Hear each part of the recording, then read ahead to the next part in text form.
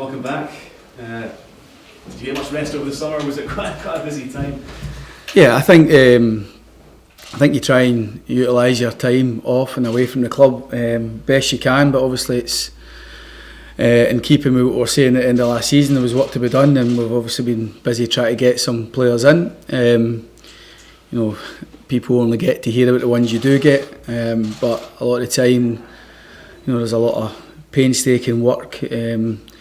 We very little reward at the end of it, but we've managed to be successful on a few occasions, and delighted with the work we have managed to do in getting players in. But as good as the break was and getting some family time, it's always good to get back as well. So we've been back in since the start of the week and getting ourselves ready now for the European game. And those new players, just tell me about the sort of decision making and why they've been targeted to bring them to the club. Yeah, well, I think there's obviously areas of the team that we wanted to strengthen. Ryan Hedges is a boy we've been aware of for a while. He was cross border. There was no conversation if to possibly get him, and that was an attraction as well, because the first port of call for me as a manager is to try and deal with the out of contract list and players who are free and available. And Ryan's a good age. I think he's got the real potential. He can play off both sides. We feel there's more goals in him, and we've seen that already in training.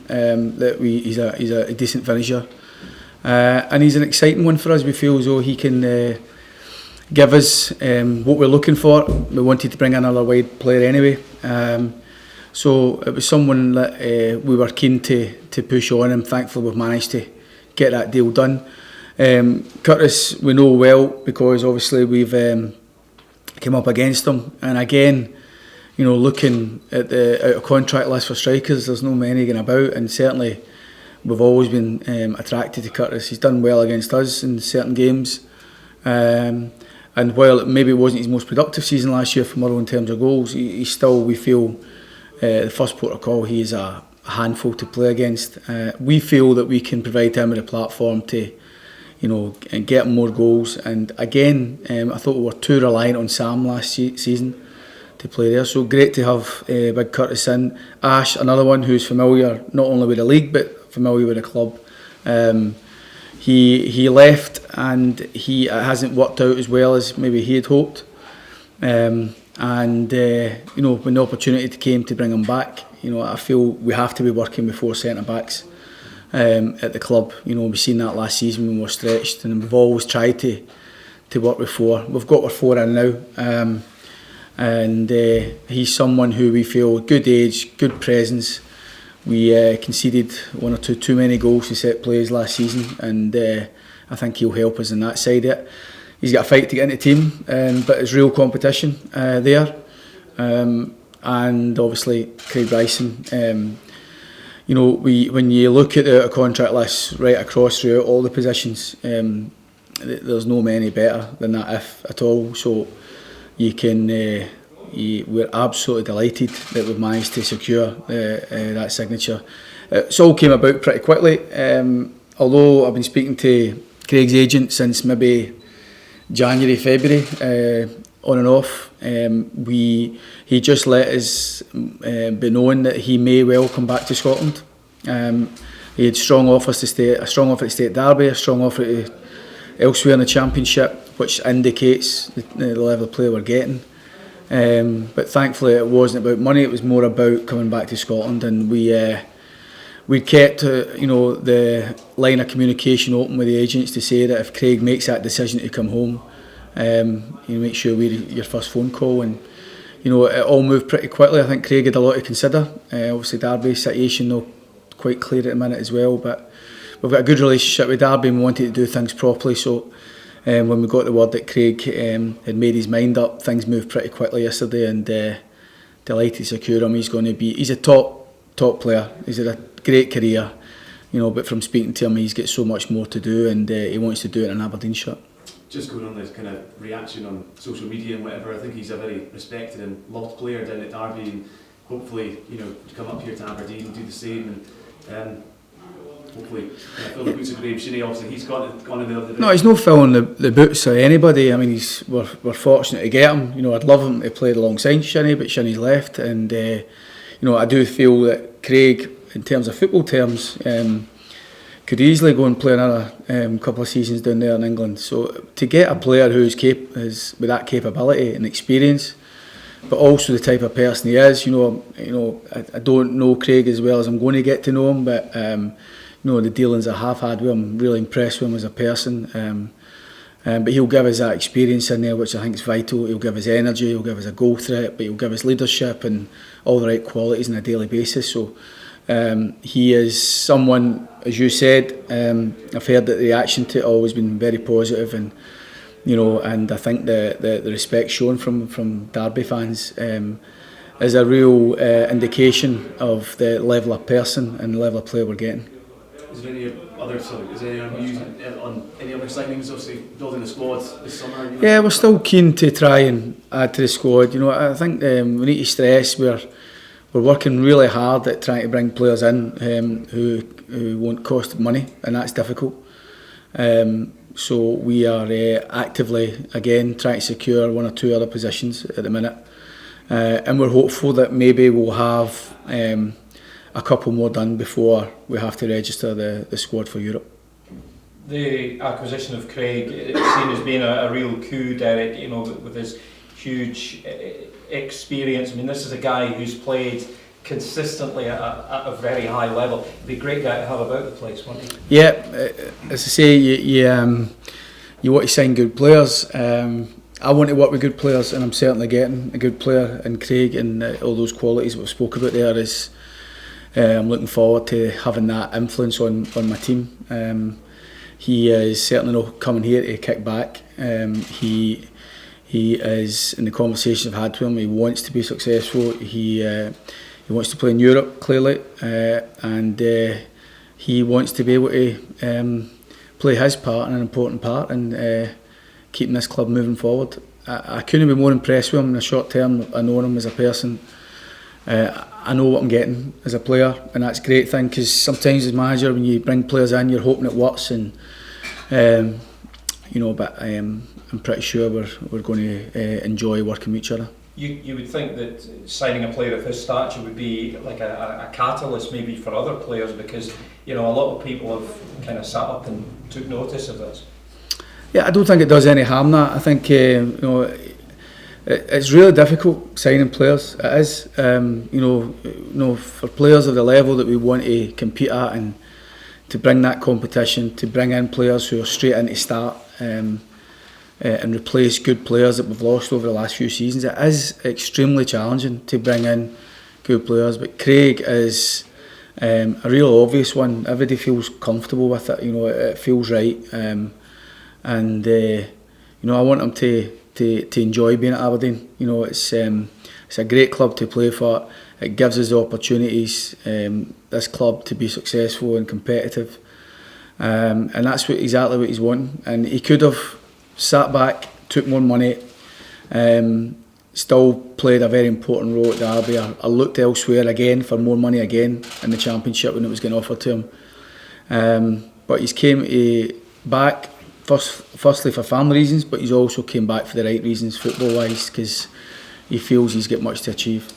Off to a training camp in Ireland next week, Derek. You'll be putting the boys through the mill, no doubt. How important is that in preparation for what's going to be a crucial campaign? Same thing I say every season, because obviously we've been in European competition, the season's upon us really quickly, and we're normally playing against opponents who are well into their season, up and running, as we're going to be.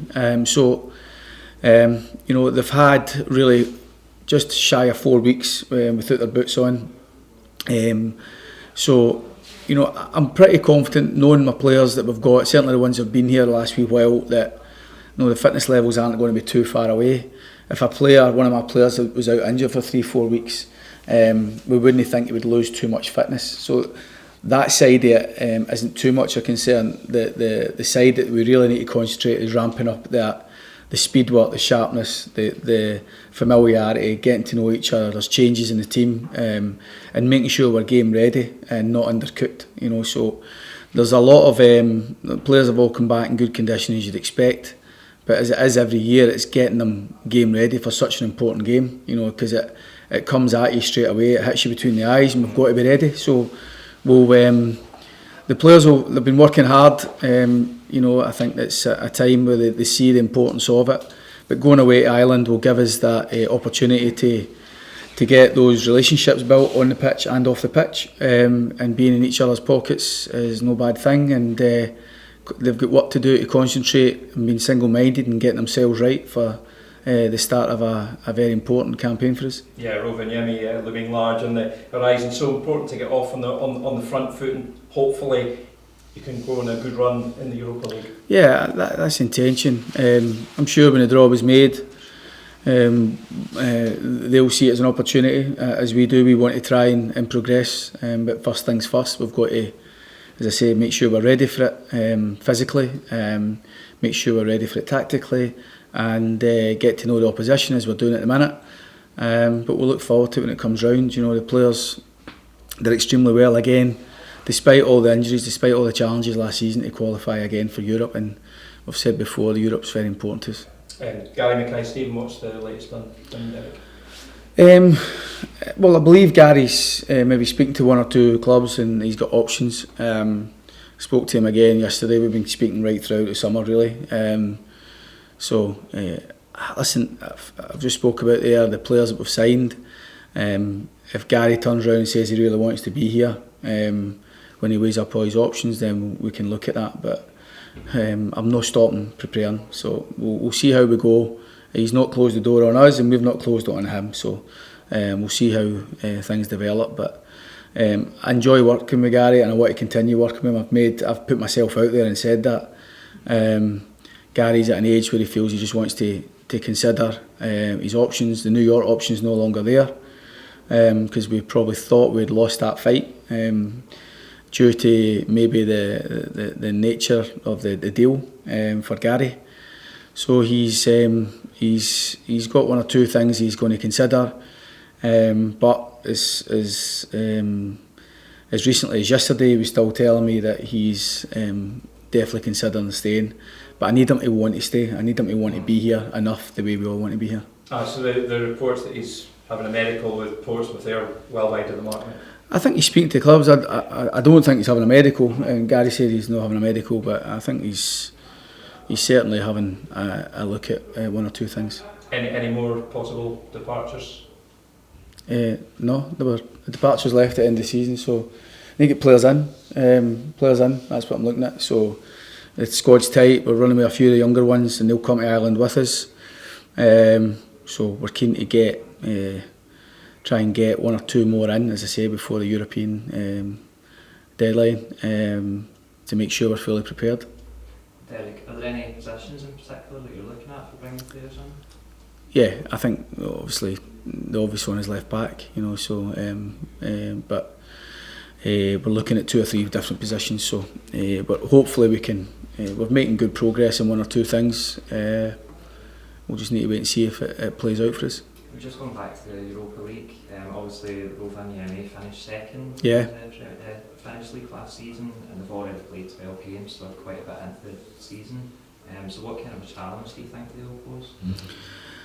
Well, I think looking at the teams we could have got, I think on the football side of it, I would say they're probably the strongest of the in the football sense. You know, I think it's not too much of a challenge to get there, you know, logistically and stuff like that. So it's a bit different, obviously, and you know, we have not faced a Finnish club before.